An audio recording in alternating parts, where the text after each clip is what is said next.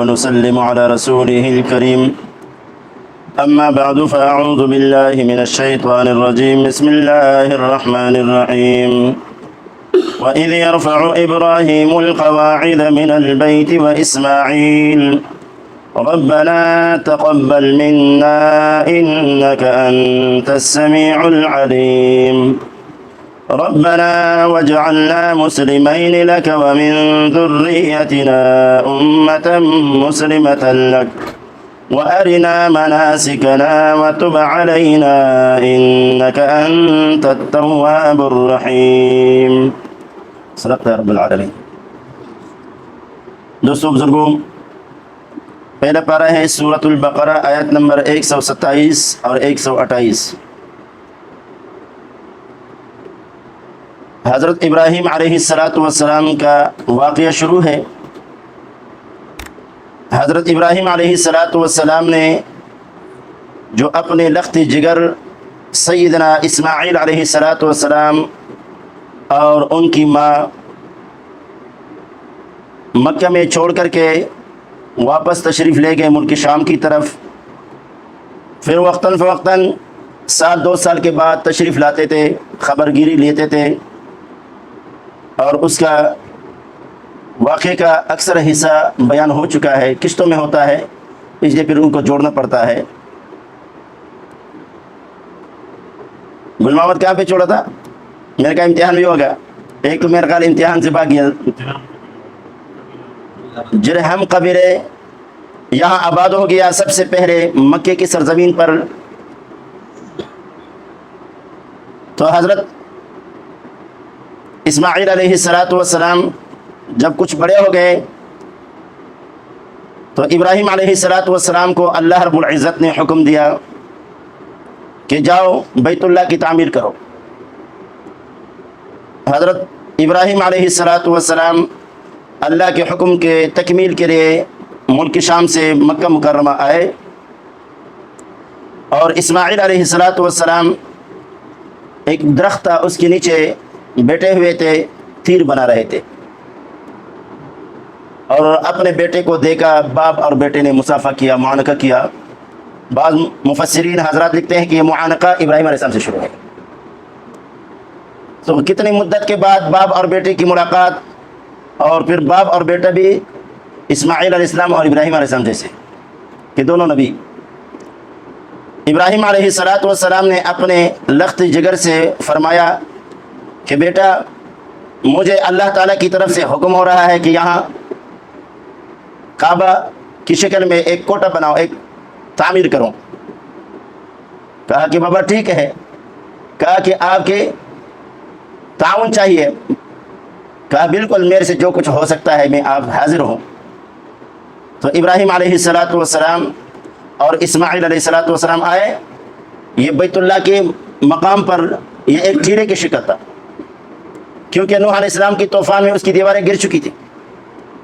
ابراہیم علیہ السلام اور اسماعیل علیہ السلام نے یہاں کھدائی کر کے وہی پرانی بنیادیں جو فرشتوں نے بنائے یا بابا آدم نے جو بنائے تھے وہ باقی تھے، تو انہیں ہی پر تعمیر شروع کی، اسی پرانی بنیادوں پر. گارا بنایا تو حضرت اسماعیل علیہ السلام پتھر دیتے تھے اور اسماعیل علیہ السلام لگا رہے تھے.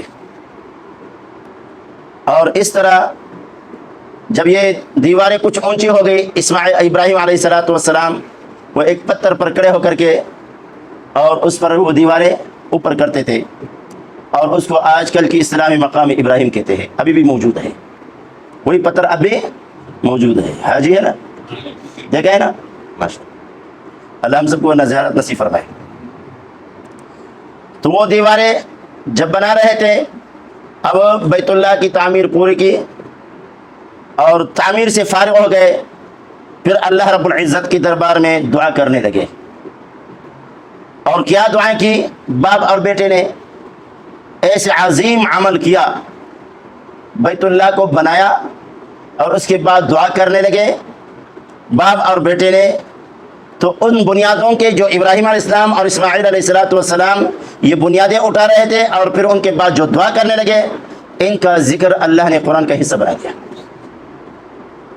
اور ان کا اس واقعے کو اللہ رب العزت ان الفاظ کے ساتھ خود بیان کیا ہے رب العالمین نے، کسی مولوی کی کتاب سے نہیں ہے۔ اللہ فرماتے ہیں وَإِذْ يَرْفَعُ إِبْرَاهِيمُ الْقَوَاعِدَ مِنَ الْبَيْتِ وَإِسْمَاعِيلُ، اے محمد الرسول اللہ صلی اللہ علیہ وسلم یاد کیجئے جب اٹھا رہے تھے ابراہیم علیہ السلام بنیادیں من البیت بیت اللہ میں سے، و اسماعیل اور اسماعیل علیہ السلام بھی تھے، باپ اور بیٹے دونوں بنیادیں اٹھا رہے تھے، اور بیت اللہ کی بنیادیں تعمیر سے فارغ ہو گئے۔ پھر تعمیر سے فارغ ہونے کے بعد دعا کی، کیا دعا کی؟ ربنا تقبل منا انک انت السمیع العلیم، ربنا اے ہمارے پروردگار، تقبل منا قبول کر کے ہم سے، قبول کر ہم سے۔ یہ بیت اللہ کی تعمیر کا حکم دیا اللہ نے کہ اس کی تعمیر کرو، تو اللہ کے حکم کو بجا لایا، اللہ کے حکم کو بجا لایا باپ اور بیٹے نے، اور پھر خود اللہ سے درخواست کرتے ہیں کہ اللہ آپ کے حکم کی تعمیر تو ہم نے کر دیا، اب اس کو اپنے دربار میں قبول کر۔ نماز اللہ کا حکم ہے نا، آواز نہیں ہے نا اللہ کا، تو اس کو نماز کے پڑھنے کے بعد اللہ کا حکم کیا ہے؟ اقیم الصلاۃ، نماز قائم کرو، نماز پڑھو۔ جب پڑھ لیا تو اس کے بعد اللہ سے درخواست کر، اللہ تیرے حکم ہے، میں نے تو اس کو ادا کر دیا، اب اپنے دربار میں تو قبول کر۔ یہ ہمیں سبق مل رہا ہے کہ نیک عمل جو کیا اس نیک عمل کے اوپر فخر نہیں کرنا چاہیے، عاجزی کرنا چاہیے۔ یہ ہمیں سبق اللہ رب العزت دے رہا ہے کہ او میرے بندو جو نیک عمل کرو، میرے حکموں کو بجا لاؤ، میرے نیک لوگ جو تھے جو میرے احکامات کے اوپر عمل کرتے، پورے کرتے، پھر مجھ سے درخواست کرتے کہ اللہ اس کو قبول کر۔ نیک عمل کے بعد اللہ سے درخواست کرنا کہ اللہ، اور درخواست بھی قبولیت کی کرنا، اور یہ طریقہ ہے حضرت ابراہیم اور اسماعیل علیہ السلام۔ ربنا تقبل منا انک انت السمیع العلیم، ربنا اے ہمارے پروردگار، اے ہمارے پروردگار، تقبل منا قبول کیجئے ہم سے یہ عمل۔ کون سا عمل؟ بیت اللہ بنانے کا عمل۔ بیت اللہ میں نے پہلے عرض کیا، بیت اللہ وہاں جا کر کے ایک نماز پڑھنا، یہاں کتنا نماز کی برابر؟ 1 لاکھ۔ اور رسول کریم صلی اللہ علیہ وسلم نے فرمایا من بنا للہ مسجدا بنا اللہ لہ بیتا فی الجنہ، جو اللہ کی رضا کی خاطر مسجد بنائے گا اللہ ان کے لیے جنت میں گھر بنائے گا۔ کیا بنائے گا؟ جنت میں گھر بنائے گا۔ لیکن جتنا انسان کی وسعت اور طاقت ہے، اللہ دلوں کے اخلاص کو دیکھتا ہے کہ اخلاص کتنا ہے۔ ایک واقعہ ہے کہ ایک بادشاہ نے یہ حدیث سنی کہ رسول کریم صلی اللہ علیہ وسلم کی، جو بھی ابھی میں نے تلاوت کی، کہ جو مسجد بنائے گا اللہ کی رضا کی خاطر، اللہ ان کے بدلے میں اس کے لیے جنت میں گھر بنا دیتا ہے۔ تو اس بادشاہ نے کہا یہ تو میرے لیے بہت آسان سا امر ہے۔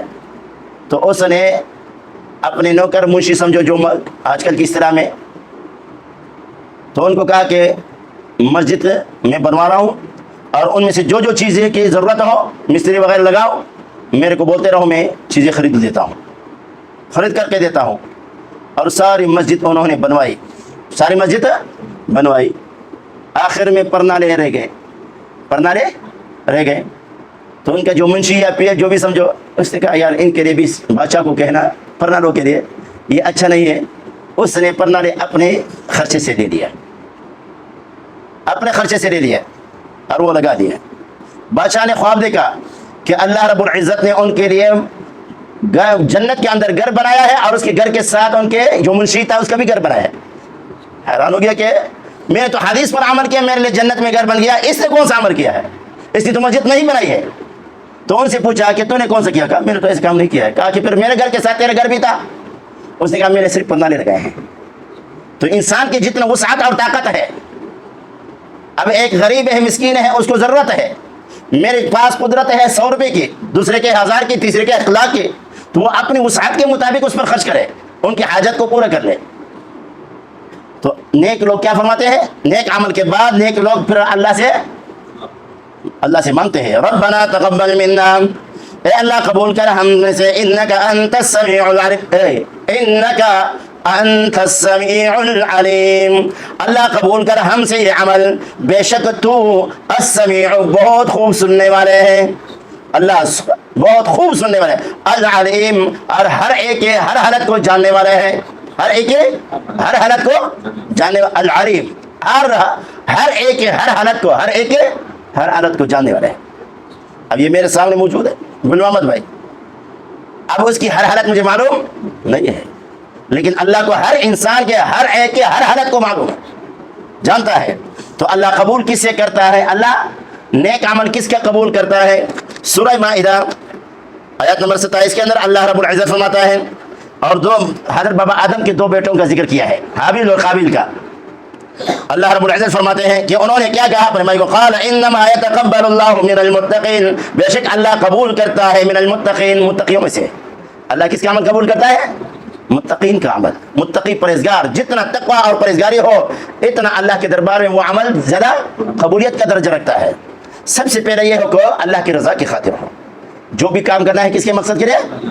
اللہ کی رضا کی خاطر ہو، اور اللہ کی رضا کی خاطر ہو، اور دکھلانا ہوا نہ ہو، اور اپنے نام نہ ہو، اور اس میں ریاکاری بھی نہ ہو. اگر نام کے لیے کرنے یا ریاکاری کے لیے کرے تو وہ نیک عمل بجائے ثواب کے اللہ سزا دے گا. اور وہ حدیث تو میں نے بار بار بیان کی ہے، ایک عالم جہنم میں جائے گا، ایک سخی جائے گا، اور ایک مجاہد، جبکہ اس کی نیت ٹھیک نہ ہو. انما الاعمال بالنیات، سارے اعمال کا دار مدار کس پر ہے؟ نیتوں پر ہے. تو یہاں بھی اللہ نے فرمایا قال انما يتقبل الله من المتقین، سورہ مائدہ آیت نمبر 27، کہ بے شک اللہ قبول کرتا ہے متقین میں سے. حضرت اسماعیل علیہ الصلوۃ والسلام اور ابراہیم علیہ الصلوۃ والسلام نے فرمایا ربنا تقبل منا انك انت السميع العليم. ایک تو یہ عمل کی قبولیت کے لیے اللہ سے درخواست کرنا. نیک عمل کیا، پھر اس نیک عمل کو اللہ کے دربار میں قبولیت ہے یا نہیں ہو تو اللہ کو پتہ ہے. ابھی ہم نے نماز پڑھی، ہمارا ویسے یقین تو رکھتے ہیں کہ اللہ قبول کرے گا، لیکن 100% ہم نہیں کہہ سکتے کہ ہمارا عمل قبول ہوا. سمجھیے، حضرت ابو درداء رضی اللہ تعالیٰ عنہ فرماتے ہیں کہ اگر مجھے پتہ چل جائے کہ میری دو رکعت نماز قبول ہوئی ہے، اللہ نے اپنے دربار میں قبول کیا ہے، مجھے اتنی خوشی ہوگی کہ دنیا و ما فیہا سے زیادہ خوشی ہے. 2 رکعت نماز. اللہ ہم سب کے سارے اعمال کو قبول فرمائے. اب یہ عمل کی قبولیت کے لیے، اور پھر اپنے ذات کے بارے میں دوسری دعا. ابراہیم علیہ الصلوۃ والسلام اور اسماعیل علیہ الصلوۃ والسلام نے دوسری دعا مانگ لی اپنے ذات کے، ربنا واجعلنا مسلمین لک، ربنا واجعلنا مسلمین لک ومن ذریتنا امة مسلمة لک. اللہ اکبر. ربنا، اے ہمارے پروردگار، وجعلنا، اور بنا دے ہم کو، مسلمین لک، اللہ اپنے تربیدار. اللہ ابراہیم علیہ السلام نے دعا کی، اللہ مجھے اور میرے بیٹے کو تیرے تابعدار بناؤ. تابعدار کتنا ہے؟ اذ قال له ربه اسلم قال اسلمت لرب العالمین. اللہ نے ابراہیم علیہ السلام سے فرمایا تابعدار ہو جاؤ. ابراہیم علیہ السلام نے فرمایا اسلمت لرب العالمین، میں تابعدار ہوں رب العالمین کے لیے. اور یہاں پھر بھی دعا کرتا ہے ربنا وجعلنا مسلمین لک، اللہ بنا ہم کو مسلمین لک، تابعدار تیرے لیے، اپنے لیے. اللہ ہمیں ایسے بنا کہ تیرے تابعدار ہوں، مجھے اور میرے بیٹے کو. ومن ذریتنا، اور ہمارے اولاد میں سے بھی امت مسلمۃ لک، امت، اللہ ہمارے اولاد میں سے ایک امت مسلمۃ لک، وہ بھی تابعدار ہو تیرے لیے، وہ بھی تابعدار ہو. یہاں پر مفسرین حضرات کہتے ہیں کہ یہودی یہاں ہیری پیری کرتے ہیں. اب یہاں پہ ابراہیم علیہ السلام نے جو دعا مانگی، ابراہیم علیہ السلام کے ساتھ اور کون ہے؟ اسماعیل علیہ السلام. اور ابراہیم علیہ السلام کی وہ تو میرے حوالے بھی دیے ہے سورہ عنکبوت کے، سورہ حدید کے، کہ اللہ نے فرمایا جعلنا فی ذریتہم النبوۃ والکتاب، ان کی اولاد میں میں نے نبوت اور کتاب کو جاری کیا. اور حضرت اسماعیل علیہ السلام ابراہیم علیہ السلام کا بیٹا ہے اسحاق علیہ السلام، اسحاق علیہ السلام کا بیٹا ہے یعقوب علیہ السلام، یعقوب علیہ السلام کا بیٹا ہے یوسف علیہ السلام. اس طرح یہ بنی اسرائیل کا پھر سلسلہ شروع ہو گیا، اور آخری نبی بنی اسرائیل کا حضرت عیسیٰ علیہ السلام. یہ 3,500-4,000 پیغمبر اسحاق علیہ السلام کی اولاد میں ہیں. کس کی اولاد میں؟ اسحاق. اور اسحاق علیہ السلام چھوٹے ہیں، اسماعیل علیہ السلام بڑے ہیں. اسماعیل علیہ السلام بڑے ہیں. تو یہاں جو حضرت ابراہیم علیہ السلام نے دعا مانگی، اور ساتھ ساتھ کون ہے؟ اسماعیل علیہ السلام. اسماعیل علیہ السلام اور ابراہیم علیہ السلام نے جو دعا مانگی کہ اللہ ہماری اولاد میں سے بھی ایک امت تیار کرو تابعدار تیرے لیے. تو اسماعیل علیہ السلام کی اولاد میں صرف ایک پیغمبر ہے، سیدنا محمد رسول اللہ صلی اللہ علیہ وسلم. محمد رسول اللہ کس کی اولاد میں ہے؟ اسماعیل علیہ السلام کی اولاد میں. سمجھ گئے؟ اور وہ جو ابھی عید کا قریب آ رہی ہے، اب مولوی لوگ اس ابراہیم علیہ السلام نے جو خواب دیکھا تھا بیٹے کو ذبح کر رہا تھا، یہ کیا ہے؟ امتحان تھا. یہ کیا تھا؟ امتحان تھا. इन हाज़ा लहुवल बलाउल मुबीन। अल्लाह फरमाते हैं बहुत बड़ा इम्तिहान है। तो दोस्तों बुजुर्गों, अगर इब्राहीम अलैहिस्सलाम को पता था कि ये इम्तिहान है, कि मेरे से अल्लाह, मेरे को पता है कि मेरे बेटे को ज़बह करना नहीं चाहता है अल्लाह, अगर इस तरह इल्म होता तो फिर इम्तिहान नहीं है। और अल्लाह को इस्माइल इस्लाम को ज़बह करवाना नहीं था, ज़बह करवाना नहीं था। तवज्जो है, यहाँ एक बात मैं कहता हूँ वाक़ई, तो फिर इंशाल्लाह ईद में अगर ज़िंदगी रही तो बताएंगे। यहाँ एक बात, एक नुक्ता आपके हवाले करना चाहता हूँ। इस्माइल अलैहिस्सलाम को ज़बह करवाना नहीं चाहता था अल्लाह, मगर अपने खलील इब्राहीम का इम्तिहान लेना था। इम्तिहान में उसको पता नहीं था कि ये मेरा बेटा अल्लाह बचाएगा, क्योंकि उन्होंने पूरी तैयारी की और लिटाया भी। फलम्मा अस्लमा वतल्लहु लिलजबीन, बाप और बेटे दोनों तैयार हो गए और बाप ने बेटे को लिटाया भी, पहलू पे लिटाया भी। कुरान में अल्लाह खुद फरमाता है। और फिर बाद मुफस्सिर कहते हैं कि छुरी भी चलाई, गर्दन पे छुरी में, गले पे छुरी भी चलाई। लेकिन दोस्तों बुजुर्गों, अल्लाह को इस्माइल इस्लाम ज़बह नहीं करवाना था, क्योंकि अल्लाह को पता था कि इस इस्माइल की औलाद में से इमामुल अंबिया को पैदा करना है। इस इस्माइल की औलाद में से किसको पैदा करना है? इमामुल अंबिया सैयदुल अंबिया हज़रत मुहम्मद रसूलुल्लाह सल्लल्लाहु अलैहि वसल्लम को पैदा करना। अल्लाहु अकबर। अल्लाह फरमाते हैं कि उन्होंने कहा रब्बना वजअलना मुस्लिमैन लका, अपने ताबेदारी के लिए अल्लाह हमें अपने लिए ताबेदार बनाओ, हम दोनों को अपने लिए ताबेदार बनाओ। अल्लाह हम सबको अपने ताबेदार बनाए। समझ गए? हम तो कमज़ोर है, बस हम भी यही दुआ कहते हैं कि अल्लाह ने इब्राहीम अलैहिस्सलाम की दुआ कबूल की, अपने ताबेदार बनाए। हम भी अल्लाह से यही दरख्वास्त करते हैं, अल्लाह हमें भी ताबेदार बनाओ। लेकिन साथ साथ ये दुआ भी करते हैं कि अल्लाह हमें ऐसे इम्तिहानों से बचा, हम कमज़ोर है, हम पास मुश्किल हो जाए। आगे अल्लाह ने फरमाया वजअलना मुस्लिमैन रब्बना वजअलना मुस्लिमैन लका व मिन ज़ुर्रियतिना उम्मतन मुस्लिमतन लक, और हमारे औलाद में से भी उम्मतन, एक उम्मत मुस्लिमतन लक, ताबेदार तेरे लिए। व अरिना, अब बैतुल्लाह बन गया, तैयार हो गया। तो जब बैतुल्लाह बन गया, और आगे आ रहा है 17वें सिफर, वअज़्ज़िन फिन्नास बिलहज्ज यातूका रिजालन व अला कुल्लि ज़ामिर यातीना मिन कुल्लि फज्जिन अमीक। ए इब्राहीम, अब ऐलान करो लोगों को कि आओ हज के लिए। क्या करो? हज के लिए आ जाओ। और है कौन? ऐलान किसको करे? कुरान में अल्लाह फरमाते हैं वअज़्ज़िन फिन्नास बिलहज्ज, लोगों को ऐलान करो हज के लिए। और इधर मक्के में लोग हैं नहीं। अल्लाह अकबर। इब्राहीम खलीलुल्लाह ने फरमाया अल्लाह इधर तो है नहीं कोई, और मेरी आवाज़ कौन सुनता है? अल्लाह ने फरमाया आवाज़ करना, ऐलान करना तेरा काम है, और लोगों तक पहुंचाना मेरा काम है। और मुफस्सिरीन कहते हैं कि जो बाप की पुश्तों में थे, बाप की पीठ में थे, इब्राहीम अलैहिस्सलाम ने जब ऐलान किया हज के लिए, और जिन जिन की किस्मत में हज है उन सब ने उनकी रूहों में सुन दिया। इब्राहीम अलैहिस्सलाम की वो आवाज़ सारे सुन दिया। अल्लाह करे हमें भी उसमें शामिल हो जाए। तो जब अल्लाह रब्बुल इज़्ज़त ने फरमाया कि ऐलान करो, हज़रत इब्राहीम अलैहिस्सलाम ने फरमाया अल्लाह जब हज के लिए लोग गए तो हज के अहकामात है व अरिना मनासिकना, अल्लाह हमें बतला हज के अहकामात, हज की तरीका क्या होगा, अहकामात कैसे होंगे। जैसे आजकल लोग जा रहे हैं हज करना है, अब हज करना है तो वहाँ अहकामात सीखे हैं, उसके ऊपर दम वाजिब हो जाता है या फ़र्ज को छोड़ देता है, समझ गए, और हज को ख़राब करके आ जाते हैं और फिर कहते हैं हाजी ज़बह किया। फिर लोग क्या कहते हैं? हाजी ज़बह किया। यहाँ एक बंदा हज से आया, फिर लोग जाते हैं मिलने के लिए, और ये भी हदीस से साबित है कि उन्हें हाजी से मिलना, इस्तिक़बाल के लिए जाना सही है, क्योंकि ताज़ा ताज़ा बैतुल्लाह से आ रहा है और मुक़द्दस मकामात की ज़ियारत करके आए हैं, समझ गए। तो उससे मिलना और उनसे अपने लिए दुआएं खैर कराना, और उसकी दुआ कबूल होगी क्योंकि वो गुनाहों से पाक हो जाता है ना, तो लिहाजा उनसे दुआएं खैर के तलब करना, ये हदीस से साबित है।